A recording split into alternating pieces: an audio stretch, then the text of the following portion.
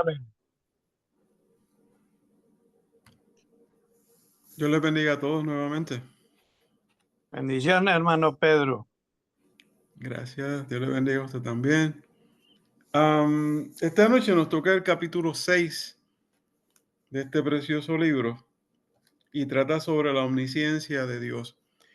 Y yo estaba, cuando empecé a prepararme mentalmente a esto, estaba mirando que ese es uno de los atributos que que cuando yo tuve la oportunidad, por la gracia de Dios, de dirigirme a ustedes en una prédica hace unos meses atrás, hablando sobre la ira de Dios, pero dije que había unos atributos que son bien populares y la omnisciencia cae dentro de eso.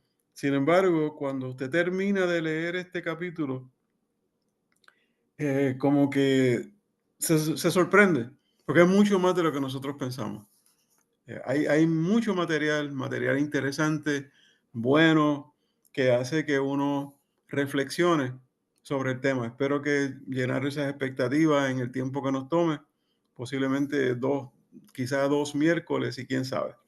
Bueno, dice la omnisciencia de Dios y Tozer tiene por costumbre siempre comenzar como dándonos así un energizante y eso lo hace trayéndonos como dos, tres diferentes versículos y en esta ocasión son dos nada más, en otras ocasiones ha hecho hasta como 5. Pero dice en la página 103, su entendimiento es infinito. Salmo 147, 5. Y dice Hebreos 4:13, y no hay cosa creada que no sea manifiesta en su presencia. Antes bien, todas las cosas están desnudas y abiertas a los ojos de aquel a quien tenemos que dar cuenta. Este texto, dice Tozer, dice que el entendimiento de Dios es infinito, ¿verdad? Refiriéndose al Salmo 147.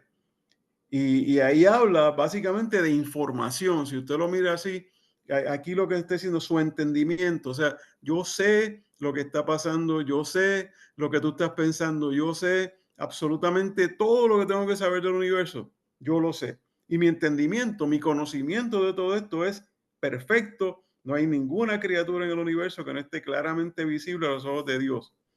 Y lo otro es que en Hebreos 4:13 te dice que no hay nada que esté oculto ante los ojos de Dios tampoco. O sea, ahí el resumen, esas dos cosas son las que vamos a estar más o menos desarrollando a través del resto del capítulo. Dice, nada está cerrado ante los ojos de Dios. Eso es lo que se llama omnisciencia divina. Yo creo que es una característica, un atributo que nosotros conocemos bastante o que lo conocemos por lo menos por encima, sin haber profundizado tanto como lo podemos hacer en esta noche. Y un atributo, dice Tozer, como dije antes, es algo que Dios ha declarado verdadero acerca de sí mismo. O sea, no es algo que nosotros nos estamos inventando, no es algo que la ciencia ha determinado que es una ley, no es algo que hay un dogma que nos enseñe esto es así y así, sino que es algo que Dios en su grandeza y en su bondad nos ha dejado saber de cómo es que Él es. Y de ahí nosotros lo obtenemos. Dice, Dios ha declarado por revelación divina que Él es omnisciente, que lo sabe todo.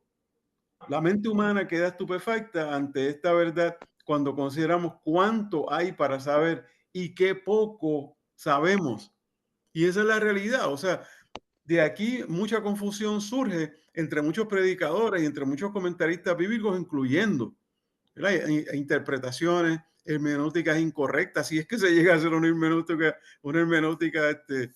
bien llevada o alguna exégesis bíblica bien hecha. Depende también de cuánto nosotros podamos conocer, y eso lo vamos a hablar un poco más tardecito, en unos minutos, cuánto conocemos del Señor para nosotros poder fomentar o formular nuestras ideas correctamente. Dice Ralph Waldo Emerson, que fue un escritor americano nacido en Boston, para los años nació en mayo 25 de 1803, murió en abril 27 de 1882, y hablaba siempre que ahí siempre era un buen orador, un buen escritor, llegó a ser hasta un humorista o escribió sobre la abolición también. Pero él dijo que un hombre, si comenzara a leer los libros de la Biblioteca Británica el día en que naciera y leyera día y noche durante 70 años sin tomar tiempo para comer o dormir, solamente podía leer una pequeña porción de los libros de esa colección. Y si usted le añade a ese detalle que se dice que la ciencia por lo menos cambia cada 5, 7 años en su conocimiento, en su scope, como se diría en inglés, ¿verdad? En su alcance, que sería una palabra bastante buena traducción. Su alcance cambia cada 5, cada 7 años. Entonces, a veces, imagínense, no nos da el tiempo de 70 años para leer todo lo que hay en la biblioteca. Y si está cambiando cada 5, cada 7 años, y nosotros no podemos alcanzar eso, sin embargo, Dios sabe eso y sabe mucho más que eso. Dice, incluso los que saben muchísimo, saben muy poco. Y estamos totalmente de acuerdo. Y usualmente uno sabe algo de un área en específico. Así que en mi caso yo estudié ciencia en 2 áreas, en fisiología y en psiquiatría. Esas 2 áreas, pues yo debo saber algo, pero créanme que el 100% no lo sé. El doctor Samuel Johnson, gran lexicógrafo inglés, era conocido como el hombre más erudito en Inglaterra. Inglés, nacido en septiembre 18 del 1709 y murió diciembre 13 de 1784. Y se dedicó a esto de lexicógrafo, que esto lo que quiere decir las personas que se dedican en la estructuración de diccionarios, entre otras cosas. Pero es todo lo que tiene que ver con literatura. Y dice que cuando estaba compilando el primer diccionario inglés, definió corvejón como que debe ser la articulación de la pata trasera de un caballo. Él la definió como la rodilla, que es la articulación de la pata delantera de un caballo. O sea, interpuso las dos articulaciones o los dos nombres, los intercambió, no los interpuso, los intercambió, ¿verdad? Y entonces, tiempo después, en una fiesta en una parte, una dama de sociedad se volvió a ese gran doctor y le preguntó, le dijo, Dr. Johnson, ¿por qué definió un corvejón como una rodilla de caballo? Y él respondió, ignorancia, señora, pura ignorancia. O sea, ¿qué es lo que nos quiere decir Tozer con esto? Quizá algo de lo que yo anticipé con el otro ejemplo, pero es que uno puede ser bueno en un área y aún él en su mismo área todavía se cometen errores. Errores que Dios, por ser Dios en su perfección, no va a cometer jamás, como los cometemos nosotros, ¿no? Dice, él era el hombre más erudito de toda Inglaterra, pero admitió que era ignorante en algunas cosas. Déjeme decirle que a mí me parece que una persona de esa capacidad debe tener la flexibilidad de decir, levantar la mano y decir, yo cometí un error. Y él lo hizo. Will Rogers, que fue un actor americano, humorista, que se conocía por sus refranes, hay libros que así lo dictan, dijo, todos somos ignorantes, solo que en diferentes cuestiones. Claro, no lo sabemos todo, ni de todo, ni lo sabemos todo, y en lo que sabemos no sabemos todo de todo. Dijo, todos somos ignorantes, solo que en diferentes cuestiones. Y en lo que respecta a saber algo, me desanimo mucho, dice Tozer, cuando voy a una biblioteca. Salgo sintiendo que no sé absolutamente nada de nada. ¿A usted no le ha pasado? Le surge algún tipo de frustración, entre comillas, frustración, de decir, wow, ha pasado tanto tiempo y yo he querido avanzar en tantas cosas y no he podido. O mientras más leo, entiendo que más me falta. ¿Cuántas veces hemos visto la Biblia de por sí? Y uno la lee y la lee y la lee, y cada vez que la lee, el Señor le da un mensaje distinto, un aprendizaje distinto, una interpretación distinta dentro de una buena hermenéutica, dentro de un buen estudio exegético y de contexto. Aún así, uno tiene cosas distintas. La Biblia nunca acaba de explicarse, nunca acaba de explicarse. Nunca debemos conformarnos con leerla una vez, dos veces. Es más, y aquel que dice, leí la Biblia un año, no, usted leyó la Biblia un año, pero si usted estudia la Biblia, créame que va a pasar quizá un mes en un párrafo y quizás en una oración también. Dice, salgo sintiendo que no sé absolutamente nada, lo cual a decir verdad es mucho más cercano a la realidad de lo que yo quisiera admitir. Y eso es cierto. Cuando recibí uno de los títulos honoríficos que me han otorgado, que he sido otorgado, a él se le otorgaron, que yo sepa, 2 doctorados en teología honoríficos porque él no fue a ningún seminario. Dije, lo único que es erudito en mí es este par de anteojos. Si un hombre tiene un cabello peinado hacia atrás y un par de anteojos que le dan aspecto de instruido, lo llaman doctor. La apariencia, ¿no? La apariencia solamente. No sabemos mucho realmente, y cuando consideramos el gran Dios que sabe todo lo que hay que saber con perfección de conocimiento, quedamos estupefactos. Y aquí hay una frase que él usa que me estuvo curiosa y me causó que le diera para atrás y para adelante. Dice, el peso de la verdad. El peso de la verdad. O sea que la verdad conlleva una responsabilidad que tiene un peso, que la podemos mirar de una sola manera, porque la verdad es verdad, no importa cómo uno la mire. Dice, el peso de la verdad es demasiado para nuestras mentes. Cuando Sir Isaac Newton, el gran científico inglés, era anciano, alguien le dijo, Dr. Newton, usted debe tener un tremendo bagaje de conocimientos. Él respondió, me acuerdo como un niño pequeño caminando por la playa juntando caracoles. El niño tiene un puñado de caracoles en su manita, pero alrededor de él hay una vasta playa que se extiende en todas las direcciones, tan lejos hasta donde alcanza su mirada. Todo lo que sé, dijo Newton, es simplemente un puñado de caracoles, pero el vasto universo de Dios está lleno de conocimiento que yo no poseo. O sea, si eso lo dijo una persona con la capacidad de Isaac Newton, imagínense dónde podemos quedar nosotros con un conocimiento mucho más reducido en muchos casos de los que tenía esta persona.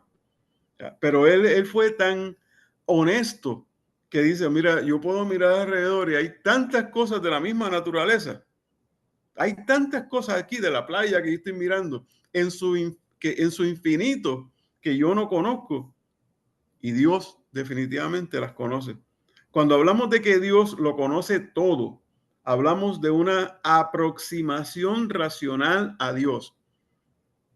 Detalle con esa frase, una aproximación racional de Dios, porque él la va a definir en el próximo párrafo. Dice, hay 2 maneras de aproximarse a Dios. Fíjense que habla primero de las maneras de aproximarse y después es que él define lo que él está hablando por una aproximación racional. Hay 2 maneras, la manera primera, la manera teológica, y segundo, la manera experiencialmente. Usted puede conocer a Dios experiencialmente y no saber mucha teología. Ya, por experiencia, por el día a día, por cosas que nos ocurren, por lectura, por cosas así, podemos conocerlo, pero no sabemos muchas cosas de Dios. Y no saber mucha teología, pero es bueno conocer de ambos modos. Es bueno conocer de ambos modos. O sea, necesitamos las 2 cosas. Cuanto más sepas de Dios teológicamente, mejor lo conocerán experiencialmente. Lógico, si la teología lo que quiere decir es el estudio de Dios, ¿verdad? El teo, Dios, y logía, conocimiento o estudio. Pues entonces, si lo conocemos por el estudio, tengo la oportunidad de que en experiencia lo puedo poner en práctica y de esa manera lo conozco tanto en teoría como lo conozco en práctica. Entonces define la frase que usó anteriormente, eso de una aproximación racional. Dice, una aproximación racional a Dios es lo que puedo meter en mi cabeza. O sea, es lo que puedo estudiar, es lo que puedo leer, es la teología que puedo sacar de los libros de teología, el aprendizaje que puedo sacar del libro. En realidad, usted no puede meter demasiado en su cabeza. ¿Qué quiere decir con eso? Meramente que tenemos limitaciones como humanos. Meramente que tenemos limitaciones. Y lo que puedo meter en mi cabeza acerca de Dios, por cierto, no es mucho. ¿Por qué no es mucho? Porque nosotros tenemos una interpretación humana de un ser demasiado grande, demasiado especial, que nosotros no tenemos suficientes argumentos para nosotros poder entenderlo correctamente. Dice, pero esa es una manera de aproximarse a Dios por medio de la teología y por medio de su intelecto, por medio de la doctrina. La doctrina no es otra cosa que enseñanza.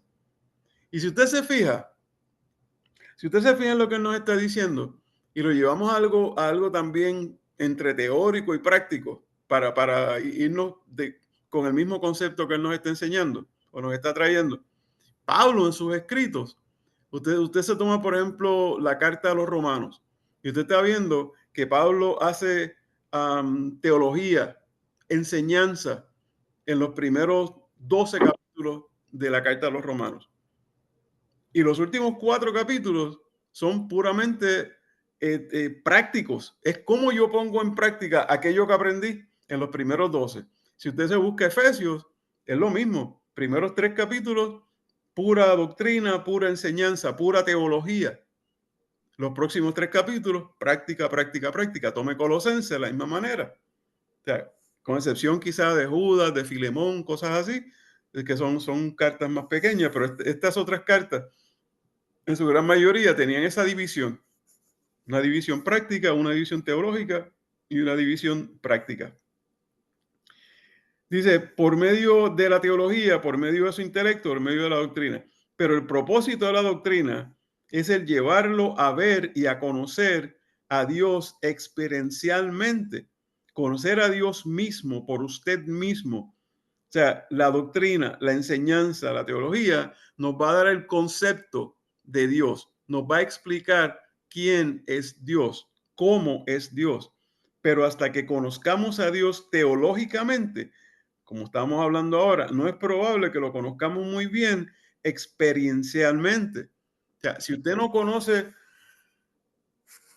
si usted no puede montar, vamos a decir que recibió algo en el correo y usted tiene que implementar y tiene que buscar un libro para montar un juguete, montar una pieza de mueble, lo que sea. Ahí tiene la teoría. La práctica va a ser el usted hacerlo y luego entonces usted va a poder hacer ajustes, va a poder cambiar, pero usted conoce lo que está haciendo por la teoría. Quizá no es el mejor ejemplo, pero también, mire, vamos a la Biblia. Estábamos hablando de Romanos. ¿De dónde nace el concepto entonces de Romanos 12? ¿Verdad? Que habla de lo que deben los deberes de un cristiano. Pero los deberes de un cristiano están basados en lo que Pablo habló en los primeros 11 capítulos. O sea, y así lo podemos conocer. Una vez conocemos teológicamente, en teoría, pues entonces podemos ir a la parte experiencial. La razón puede pensar mejor en Dios mediante negociaciones, en negaciones. La razón, nuestro intelecto, puede ver a Dios mejor haciendo negaciones que haciendo aseveraciones positivas. Dice, en otras palabras, como solían decir los antiguos escritores místicos de devocionales, podemos pensar mejor en Dios considerando lo que Él no es. Eso es raro, ¿verdad? Y no debería ser así. Pero como nuestra capacidad es limitada, nuestro conocimiento es limitado, pues entonces de lo que tenemos a la mano, podemos decir, esto no, eso no es. Aquello otro no es así. Y es más fácil definir incorrectamente. Es más fácil definir lo que no es de lo que realmente es. Siempre podemos saber lo que Dios no es, pero nunca podemos saber bien lo que Dios es. La grandeza de la mente de Dios deja atrás todos nuestros elevados pensamientos. Oh, hermano Pedro, el hermano Camilo tiene la mano levantada. Camilo, por favor. Gracias, hermano Pedro. No, compartir también una enseñanza que es muy sencilla y muy práctica a la vez. Cuando estamos hablando de conocer a Dios teológicamente, tenemos que hablar es que cuando podamos ver con nuestros ojos o nuestros sentidos lo que sucede a nuestro alrededor o lo que le sucede a las otras personas, podemos tener una experiencia con Dios. Pero si no lo conocemos teológicamente, pues simplemente se lo vamos a achacar a la buena suerte o a la mala suerte. Definitivamente. Muy buen ejemplo, Camilo, gracias. Sigue diciendo Tozer, Dios es inefable, palabra de domingo, incapaz de ser expresado en palabras. Dios es inefable, inconcebible e inimaginable. Tres características. Inefable, que quiere decir que es incapaz de ser expresado. Inconcebible, que no podemos formarnos un concepto exacto de Dios. E inimaginable, que quiere decir que no lo podemos imaginar correctamente tampoco. ¿Qué quiere decir inimaginable? Simplemente significa que usted no puede pensar cómo es Dios. O sea, no lo puede distinguir exactamente.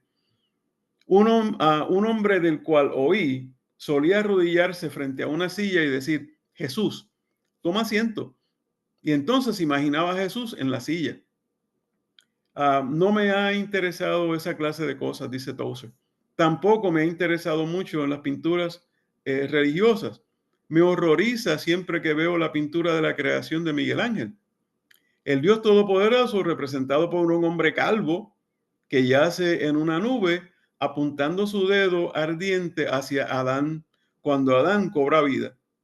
Y se pregunta, ¿puede imaginarse concebir a Dios como un anciano calvo?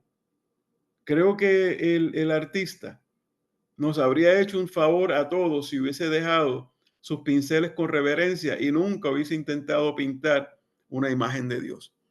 No sé si ustedes, alguno tenga alguna opinión de eso, pero este asunto y esto para el tiempo que Tozer escribió estaba adelantado a lo que está ocurriendo hoy, porque hoy que más se usa este concepto de la imaginación, este concepto de uno formularse la idea de que imagínate que tu hijo está aquí, imagínate que tu esposo va a venir a la iglesia, imagínate que tu esposa viene a la iglesia, y todo es formularte, y eso cae dentro de aquello que se hizo popular en quizá para 1997, por ahí, del pensamiento positivo.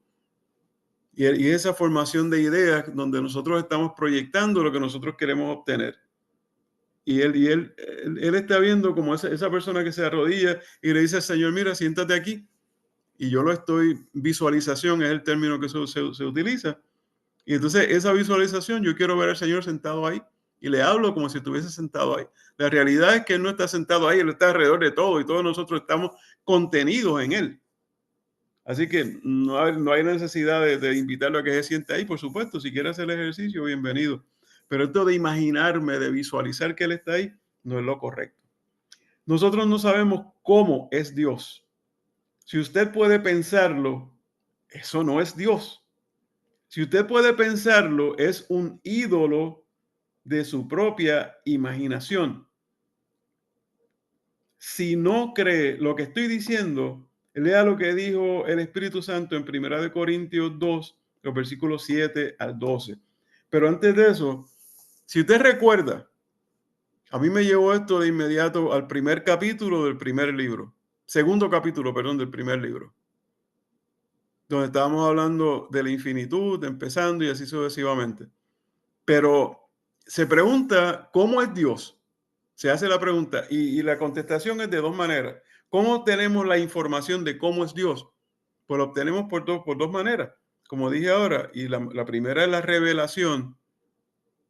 Era cuando Dios revela a través de los profetas su intención de hacer esto, su intención de aquella, la revelación de las escrituras. Y luego por la iluminación. Dios nos da la capacidad de que nosotros podamos entender lo que está revelado. Entonces, ya un versículo, un pasaje, ya tiene iluminación. Tenemos la iluminación para poder hacer una interpretación correcta. Si miramos lo que nos está diciendo Tozer aquí, que vayamos a 1 Corintios capítulo 2, versículos 7 al 11. Dice, mas hablamos sabiduría de Dios en misterio. Misterio porque había sido oculto, estaba escrito, pero había sido oculto para aquellos que trataron de interpretar en aquel momento la escritura del Señor. Dice, la sabiduría oculta, la cual Dios predestinó antes de los siglos para nuestra gloria, la que ninguno de los príncipes de este siglo conoció, porque si lo hubiese conocido, nunca habrían crucificado al Señor de gloria. Antes bien, como está escrito, cosas que ojos no vio, ni oído oyó, ni han subido en corazón de hombre, son las que Dios ha preparado para los que le aman. Y entonces aquí usted tiene esa definición de la iluminación. Dice, pero Dios nos la reveló a nosotros por el Espíritu. Y él dice nosotros y está siendo humilde porque se la reveló a él para que nosotros, él no la interpretara a nosotros. Pero nosotros una vez que él la interpreta, también tenemos la capacidad de ir delante del Señor y decirle, Señor, mira, ayúdame a interpretar esta escritura. Dame la iluminación para poder nosotros entender la revelación que tú trajiste a través de tus escrituras. Dice, porque el Espíritu todo lo escudriña. O sea, nosotros obtenemos la revelación, la obtuvo el profeta por el Espíritu Santo. La obtiene Pablo por el Espíritu Santo y la obtenemos nosotros por el Espíritu Santo. Dice, porque el Espíritu todo lo escudriña, aún lo profundo de Dios. O sea, ¿cómo conozco a Dios? Pues únicamente por el Espíritu Santo, que es Dios también, y por la revelación que Él tiene, que ha manifestado, y por la iluminación que nos da para nosotros poder interpretarla. Dice, porque el Espíritu todo lo escudriña, aún lo profundo de Dios, porque ¿quién de los hombres sabe las cosas del hombre, sino el Espíritu del Dios que está en él? O sea, ¿quién te conoce a ti mejor que tú mismo? El Espíritu que está dentro de ti conoce de ti las cosas que no las conoce nadie más. Eso aplica también en un modo bien lejano, pero aplica a Dios. Dice, así tampoco nadie conoció las cosas de Dios, sino el Espíritu de Dios. El Espíritu es quien nos revela y quien nos da la iluminación para poder entenderla. Dice, y usted nunca sabrá lo que hablo sin la iluminación del Espíritu Santo. ¿Ve por qué le traje el punto de la iluminación y lo llevé al primer tomo? Porque es bien importante que nosotros estemos claros en que todo lo que hemos estudiado en algún momento se entrelaza, se une, porque estamos hablando de un Dios, tres personas, pero un solo Dios. Cuando desplazamos al Espíritu Santo de la iglesia y en su lugar tomamos otras cosas, nos sacamos nuestros propios ojos. Aseveración súper interesante. La iglesia está llena de ciegos que no pueden ver porque el Espíritu Santo nunca les ha abierto los ojos. Y no hay que ir muy lejos. Los ejemplos que le está trayendo aquí son claros. Y estos son bíblicos. No estamos hablando de Victoria en Jesús, no estamos hablando de tal congregación, de la otra. Estamos hablando del pueblo de Dios como tal. Lidia no pudo creer en Cristo hasta que el Señor le hubo abierto los ojos. Eso dice en Hechos capítulo 13. Dice, cuando el Señor le tocó el corazón, cuando le abrió los ojos, entonces fue que ella pudo entender. Los discípulos no podían creer en Cristo allí en el camino de Emaús hasta que Él le hubo abierto los ojos. O sea que nadie puede ver a Dios ni creer en Dios hasta que el Espíritu Santo haya abierto sus ojos. Pregunta y el paréntesis de Pedro. O sea, ¿cuántos nosotros pedimos al Espíritu Santo en ayuda, en guianza, en entendimiento, en conocimiento para nuestra interpretación bíblica? ¿Cuánto dependemos del Espíritu Santo para discernimiento de las Escrituras? Porque si yo generalizo, y vuelvo y digo, no estamos hablando de los que estamos aquí, los 14 o que estamos aquí. Si generalizo, casi todo el mundo la oración es Señor y Jesús, Señor y Jesús, pero muy pocas personas incluyen al Espíritu Santo, incluyendo a mí en un momento dado cuando carecía de la conciencia de envolver al Espíritu Santo en mis oraciones. Y quizá debo hablar, como dicen en Puerto Rico, el burro adelante para que no se espante. Quizá debí haber traído el ejemplo mío primero. Pero nosotros muy pocas veces, nosotros contamos con el Espíritu Santo para buscar discernimiento. No sé si alguien tiene alguna aportación. Buen momento. Cuando contristamos y apagamos el Espíritu, cuando lo dejamos de lado, lo desplazamos y lo sustituimos por otras cosas, nos hacemos ciegos nosotros mismos. Claro, estamos dejando afuera quien nos podría dar iluminación. Y si no tenemos iluminación, estamos ciegos. Entonces, una manera de buscar esa iluminación y de tener esta conexión con el Espíritu Santo es ser reverente. Y dice, debemos venir a Dios con reverencia, de rodillas. Usted siempre ve a Dios cuando está de rodillas. Nunca ve a Dios cuando está parado atrevidamente con la plena confianza de que llegará a hacer algo. Se me parece, ¿verdad? El fariseo aquel que estaba orando y estaba el otro, el hombre un poquito más modesto, orando, y el fariseo dándose golpes de pecho, mientras que el otro le estaba pidiendo ahora que el Señor lo tocara. Dice, Dios es inimaginable, es inconcebible. Usted no puede meter en su cabeza cómo es Dios o visualizar el ser de Dios. Y esta es una regla que me encantó. La regla es, si usted puede pensarlo, Dios no es así.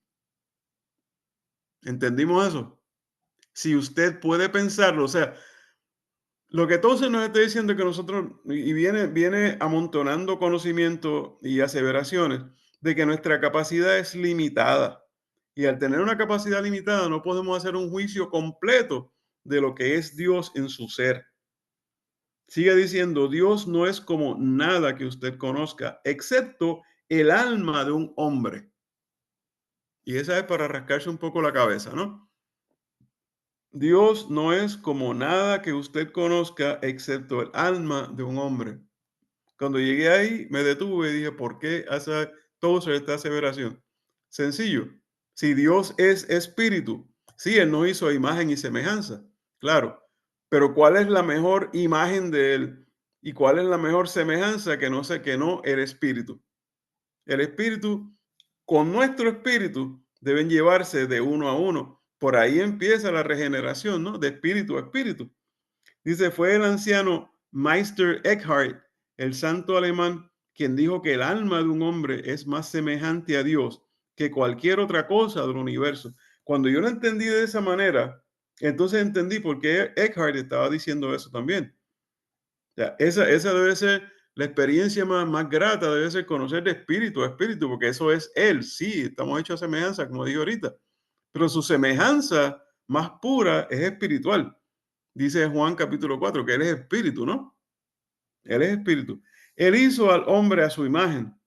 Usted no puede ver el alma de un hombre y por tanto nunca ha visto nada que sea como Dios. Nunca ha oído ni tocado nada que sea como Dios, excepto en su propio corazón. Dios se halla más allá de nuestros pensamientos, los sobrepasa, escapa de ellos y los confunde en terrible e incomprensible terror y majestad. Como dije, somos impulsados a usar declaraciones negativas al hablar de Dios, ¿verdad? Se nos hace más fácil interpretar nuestra idea de qué es Dios de manera negativa, utilizando cosas como cuando hablamos de la autoexistencia de Dios, decimos que Dios no tiene origen. Fíjense que es negativo. Dios no tiene. Negación. Cuando hablamos de la eternidad, decimos que no tiene comienzo. Cuando hablamos de la inmutabilidad de Dios, decimos que Dios no tiene cambios, que Dios no cambia. Cuando hablamos de la infinitud de Dios, decimos que Dios no tiene límites. Cuando hablamos de la omnisciencia de Dios, decimos que Dios no tiene maestros y no puede aprender. Todas estas son declaraciones negativas. acortaríamos, y esto es, creo que todo se está yendo al extremo aquí, pero es para traernos un punto interesante. Y se acortaríamos la extensión de muchas oraciones si reconociéramos que Dios no puede aprender nada. O sea, no, si nos vamos a sentar a hablar con Dios, o nos vamos a arrodillar a hablar con Dios, nuestra pretensión no debe ser darle una lección, una cátedra universitaria al Señor, porque Él sabe cuáles son tus necesidades. Él sabe cuáles son tus peticiones. Él conoce tu corazón mejor que nada ni nadie. Él nos hizo, nos formó. Eso tampoco impide que nosotros, creo que la aseveración de Tozer aquí no quiere decir que no oremos. Lo que quiere decir es que seamos sensatos con el Señor, no dándole más largas a ciertos asuntos y siendo circunstancial, como se dice en el área de psiquiatría, dándole vueltas a un asunto, sino yendo al punto. Dice, Dios no puede aprender nada. El diácono promedio de una iglesia puede tomar 20 minutos cada domingo dándole clases a Dios. Pero Dios no puede aprender porque Él ya sabe todo lo que hay que saber. Él sabe lo que usted está tratando de decirle y lo sabe de manera más completa que usted. Lo sabe todo. Ahora bien, la escritura también define negativamente ciertas cosas para que nosotros las podamos entender. Pero claro, la escritura la manifiesta, la revela a Dios, pero la escriben los hombres. Y la escribimos nosotros con nuestras palabras tratando de interpretar lo que Dios es y lo que Dios quiere decir. Dice, la escritura dice que el Señor, y cita, no desfallece ni se fatiga. Isaías 40:28. Y que Él no miente, Tito 1:2. Dice que yo soy el Señor y no cambio, Malaquías 3:6 en la versión Nueva Traducción Viviente. Dice, porque nada hay imposible para Dios. Todo negativo en Lucas 1:37. Y dice que Dios no puede negarse a sí mismo. No puede negarse a sí mismo. Segunda de Timoteo 2:13. Y todas esas cosas son, por supuesto, negativas. Ahora, en caso de que alguien me acuse de ser negativo, en mi punto de vista, permítame leer lo que nuestro Señor Jesucristo dijo aquí en el 11º capítulo de Mateo. Eso es de Mateo 11, capítulo 11, versículos 25 al 27. Dice, en aquel tiempo, respondiendo Jesús, dijo, te alabo, Padre, Señor del cielo y de la tierra, porque escondiste, empieza por ahí ya, ¿no? Todas estas cosas a los sabios, a los entendidos, y los revelaste a los niños. Sí, Padre, porque así te agradó. Todas las cosas me fueron entregadas por mi Padre, y nadie conoce al Hijo sino el Padre, ni al Padre conoce a alguno sino el Hijo, y aquel a quien el Hijo lo quiera revelar. O sea, negativamente dice, está expresando el Señor, pero en otra manera quizás más bonita. Pero también es todo lo tengo yo no tengo, o sea, no tengo por qué el Padre, esto está entre el Padre y yo. Y eso, la revelación está entre nosotros. Yo conozco al Padre, el Padre me conoce a mí. Lo que el Padre me dio, me lo dio a mí. Así sucesivamente. Sigue diciendo entonces, no puedo saber con mi cabeza, pero lo puedo tener revelado en mi espíritu por el Espíritu Santo. Comunicación de espíritu a espíritu. Bien dice la carta de los Romanos, me parece que es en el capítulo 10, que muchas veces nosotros no sabemos qué vamos a orar, pero nuestro espíritu gime el espíritu al espíritu del Señor. A eso es lo que se refiere. No puedo saber con mi cabeza, pero lo puedo tener revelado en mi espíritu por el Espíritu Santo. Mi conocimiento de Dios no es el conocimiento al cual se refería Pablo cuando dijo, y regresa aquí a esta primera carta a los Corintios, el capítulo 2, y ahora vamos a leer los primeros 5 versículos. Y recuerde algo, Pablo escribe Corintios cuando sale posiblemente de Atenas.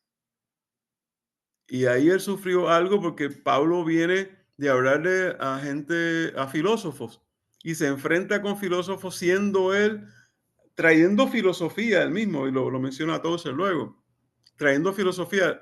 Muchos comentaristas dicen que estas experiencias le enseñó a Pablo a hablar más del Espíritu, y esta es la carta que prueba eso.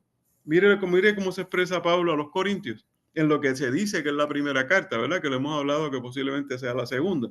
Dice, así que, hermanos, cuando fui a vosotros para anunciaros el testimonio de Dios, no fui con excelencia de palabras o de sabiduría. O sea, yo no fui con filosofía. Yo no fui con cosas profundas, filosóficas. Yo fui a hablarte de lo más importante, y usted verá con lo más importante. Pues me propuse no saber entre nosotros cosa alguna, sino Jesucristo. O sea, ¿cuál es el mensaje bíblico? Cristo. Desde Génesis hasta Apocalipsis. Cristo es el mensaje. Cristo es el protagonista. Dice, entre nosotros cosa alguna, sino a Cristo y a este crucificado, porque ese es el mensaje de la cruz, es el mensaje del Evangelio y es el mensaje que salva, es el mensaje que sana, es el mensaje que nos trae redención. Si nosotros entendemos ese mensaje, entonces entendemos lo que dice la carta de los Colosenses en el capítulo 3, los versículos del 1 al 4, y cuando que es el punto más importante del primer libro, que es esa travesía que hacemos hasta el corazón, envueltos nosotros en Cristo hasta el corazón de Dios. Y dice, Jesucristo, ya esté crucificado, y estuvo entre nosotros con debilidad y mucho temor y temblor, que son frases que él utiliza en otras partes de sus escritos. Muchos comentaristas entienden que esa debilidad y mucho temor y temblor vino de la experiencia negativa que tuvo en Atenas, pero eso es solo una teoría. Dice, y ni mi palabra ni mi predicación fue con palabras persuasivas humanas, de humana sabiduría. ¿Cuáles son esas palabras?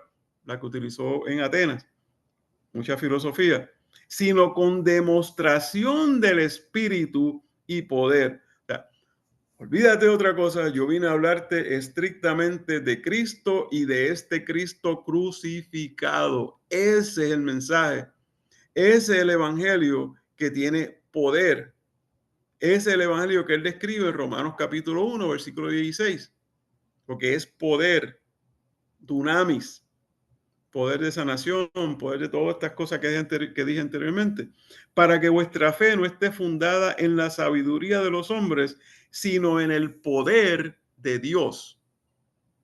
Se trata de una comunicación de espíritu a espíritu. Cuando nosotros podamos entender esto, entonces nuestra comunicación con el Señor va a ser mucho más efectiva, va a ser mucho mejor y realmente vamos a hacer como estaba diciendo Pablo en el capítulo 8 de la carta a los romanos, que ya entonces nosotros no habrá condenación para nosotros porque no estaremos en la carne, sino estaremos viviendo en el espíritu. Las experiencias serán verdaderamente espirituales.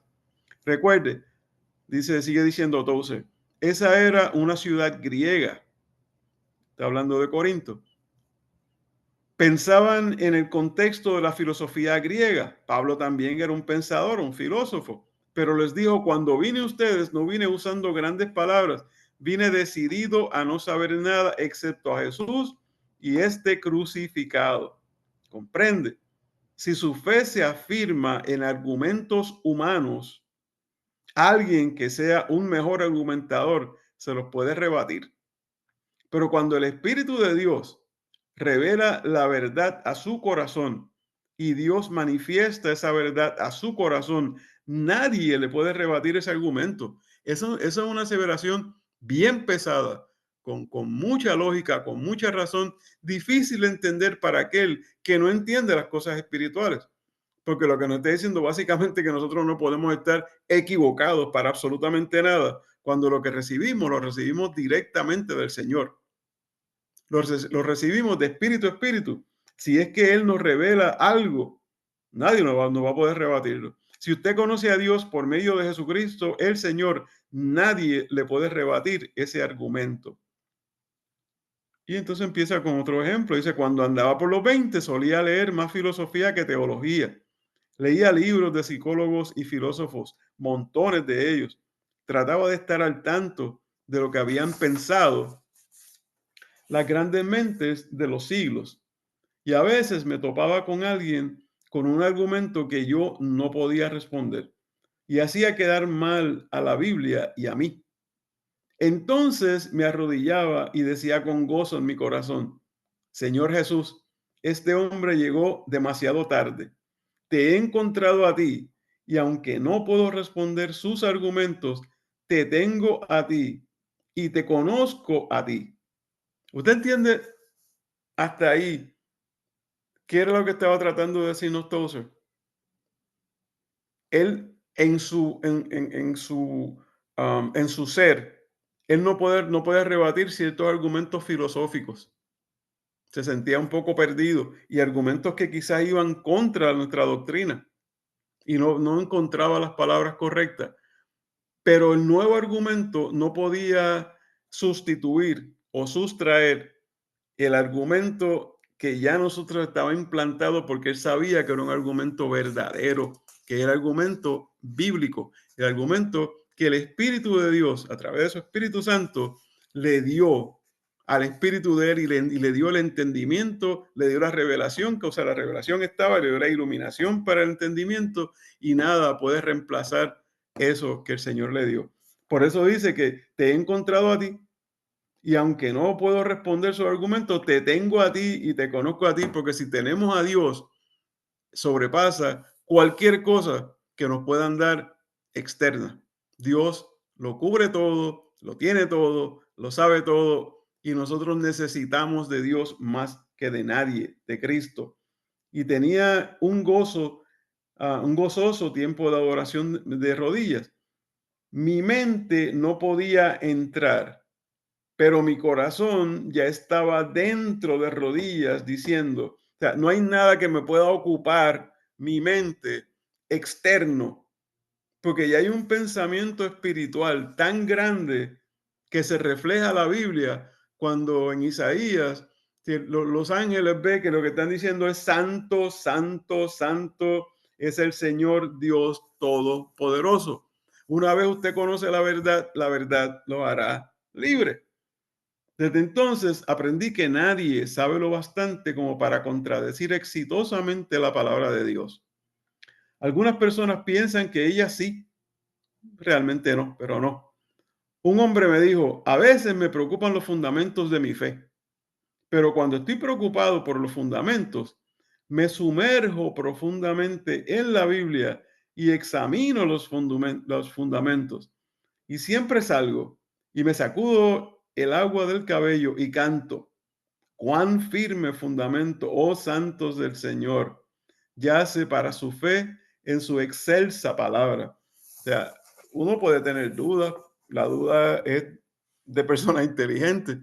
Muchas cosas se han descubierto por la duda en algo, por un pensamiento que pues, uno dice, esto puede ocurrir así, pero ¿y qué tal si puede ocurrir de otra manera? Decía un jefe mío en un laboratorio que ante la duda saluda, ¿no? Haz experimentos, haz pruebas, chequea, porque no todo es absoluto. En el caso de que no todo es absoluto, es en la ciencia. En nosotros, en nuestra religión, Dios es absoluto. Dios es todo. Pero entonces, cuestionar el fundamento, hay veces que hay que cuestionar algo. Yo soy fanático, quote unquote, de cuestionar el texto, porque el texto me habla. A veces yo como un loco leyendo, digo, y Pablo, ¿qué tú me quieres decir aquí?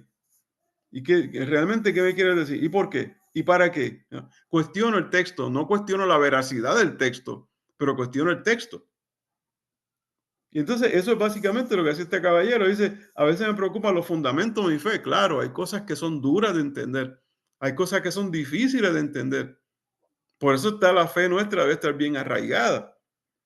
Pero dice, pero cuando estoy preocupado por los fundamentos, me sumerjo profundamente en la Biblia.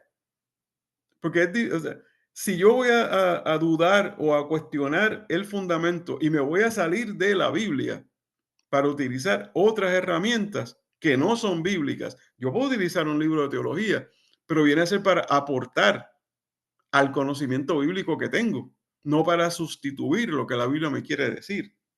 La teología sistemática de Gruden la escribió Gruden, tratando de interpretar la Biblia, ¿verdad?, de la mejor manera que Dios le da. Pero la palabra final y definitiva la tiene la revelación bíblica, que es directamente del Señor. Eso no lo sustituye absolutamente nada ni nadie. Y entonces, cuando él entiende que a veces uno se está ahogando en un vaso de agua, cuando uno está cuestionando un fundamento, dice, me sacudo el agua del cabello y canto. ¿Cuán firme fundamento? Entiendo que lo que estoy cuestionando está más firme de lo que yo mismo puedo entender. Oh santos del Señor, yace para su fe en su excelsa palabra. Usted puede estar seguro de que nadie sabe tanto como para contradecir la palabra de Dios. Dudas, preguntas, comentarios, hasta ahí. Pedro, Sí, señor. no, es un comentario con respecto a lo que es, bueno, se viene poniendo en el principio, ¿no? Y uno de los, con lo que hemos leído y es de los principales pensadores o filósofos griegos que estaba, entre comillas, más claro fue Sócrates, ¿no? Al decir que esa famosa frase de que, bueno, solo sé que no sé nada, ¿no? Entonces, esa frase viene al contexto, ¿no? De que nuestra limitación de lo que estás hablando, pues de conocimiento y todo es absolutamente en comparación con el conocimiento de Dios es nada, pues no. Entonces tuvo un punto en ese aspecto de Sócrates, ¿no? A mi parecer. Muy bueno, muy bueno. Ismo. Ya, estamos hablando de lo que está, la Biblia lo que está revelando son lo que son las doctrinas de verdad, the true doctrine, la dogma, ¿no? Yep. Pero sin embargo, había alguna cosa, como tú leíste aquí en Corintios, no, en Mateo, que algunas cosas sí todavía estaban escondidas hasta estos días. Sí, definitivo. Entonces, como tú le dijiste anterior en Corintios, que los otros gente antes, los siglos de antes, si ellos supieran, no hubiesen crucificado al Señor. Pero hoy en día ahora tenemos la Biblia en donde leemos la Biblia pidiendo la ayuda otra vez del Espíritu Santo para aprender lo que es la doctrina de verdad. Hay muchas cosas que muchas cosas que no vivimos nosotros, que parece que no se va a revelar porque nosotros no lo entendemos y no lo vamos a entender porque nosotros no vivimos una porción de eso, para poder explicar esa verdad. Pero sí hay muchas cosas. Ahí es cuando yo me pierdo con Pablo porque sin tener la filosofía, si tener eso en mente también, uno como aplica algo, una doctrina que no te viene en tu vida. I don't know how to say, tú sabes, hay muchas cosas que todavía no se han revelado. Por eso es que, como tú dices, la Biblia es Una un fuente estudio inagotable. para el resto de tu vida. Yep, una fuente inagotable de sabiduría y de información. No, sabiduría ya es otra cosa, porque a la vez que tienes la información es cómo aplicar esa información. Exacto. Eso me toca a mí el capítulo que viene, cómo aplicar la teología al conocimiento de Dios y todo lo que estamos aprendiendo. Porque no solamente tener todo en la cabeza, es usar, saber tener, estar salvo. Yep. Para utilizarlo. Gracias. Pastor, yo creo que nos quedan 4 minutos y yo creo que tengo un mejor uso de los 4 minutos que seguir expandiendo al próximo tópico. Creo que ese es lo mejor porque, como hemos dicho, no se trata de cumplir con un programa, sino Sí. que el concepto se entienda. Así que así lo dejamos y Déjeme terminar con algo que yo creo que vamos a complementar lo que leímos anteriormente para que se nos haga más fácil. Si ustedes tienen su Biblia, vayan conmigo a 1 Corintios, capítulo 1, versículo 18. Porque esto que leímos del capítulo 2 es una continuación de esto que vamos a empezar a leer. No lo vamos a interpretar, no voy a hacer un exégesis de él, no voy a hacer, pero para que usted tenga un poquito mejor, un mejor contexto. Porque fíjese que el capítulo 2 comienza diciendo, así que, o sea, nos está tirando al capítulo 1. Y está hablando en Reina Valera, dice Cristo, poder y sabiduría de Dios. Dice, y estamos hablando de la sabiduría, ¿no? Y eso fue lo que estaba hablando y del mensaje oculto y todas las demás. Y dice, porque la palabra de la cruz es locura a los que se pierden, pero a los que se salvan, eso es a nosotros, es poder de Dios. Pues está escrito, destruiré la sabiduría de los sabios y desecharé el entendimiento de los entendidos. Y eso lo encontramos en Isaías 29:14. Dice, ¿dónde está el sabio? ¿Dónde está el escriba? ¿Dónde está el disputador de este siglo? ¿No ha enloquecido Dios la sabiduría del mundo? Pues ya en la sabiduría de Dios, el mundo no conoció a Dios mediante la sabiduría. Agradó a Dios salvar a los creyentes por la locura de la predicación, porque los judíos piden señales y los griegos buscan a sabiduría, pero nosotros predicamos a Cristo que crucificado. Pablo está claro con lo que quiere y el mensaje que le quiere llevar a los corintios. Para los judíos ciertamente tropezadero y para los gentiles locura, más para los llamados así judíos como griegos. Cristo, poder de Dios. ¿Qué es el evangelio? El evangelio es poder de Dios. Pues Cristo, poder de Dios. ¿Quién es Cristo? Cristo es el evangelio y sabiduría de Dios.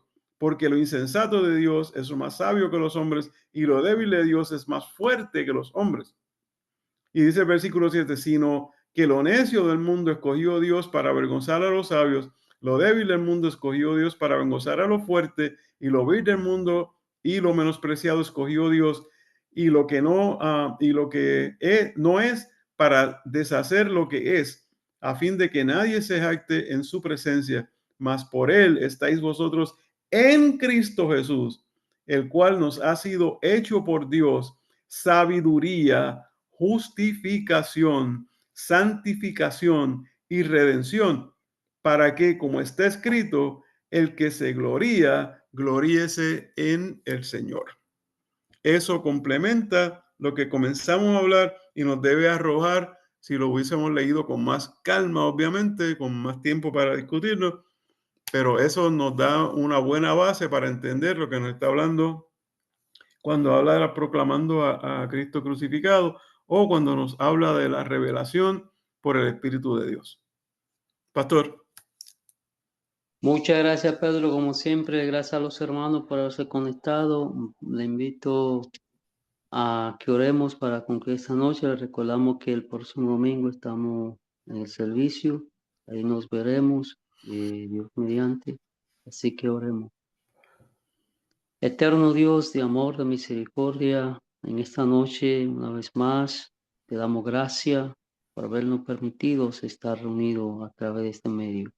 Gracias por Pedro, te bendice su vida, bendice su familia. Gracias por cada hermano que se conectó, tú conoces sus necesidades, situaciones, vicisitudes. Oh Señor, que tú en tu misericordia y conforme a tu soberanía, tu bondad, obra en cada una de las situaciones en nuestra vida. Te rogamos, Señor, que el resto de la noche podamos meditar en lo que hemos aprendido y así también compartirlo con otros, mi Dios. En el nombre de Jesús. Amén. Amén. Amén. Gracias, hermano. Amén. Dios les bendiga. Bendiciones, Pedro. Muchas gracias. Dios les bendiga. Bendiciones. Gracias, Camilo. Gracias, Pedro. Gracias a ti, Gracias, Gilberto. Pedro. Thank you, brother. Mismo, gracias por las contribuciones a todos.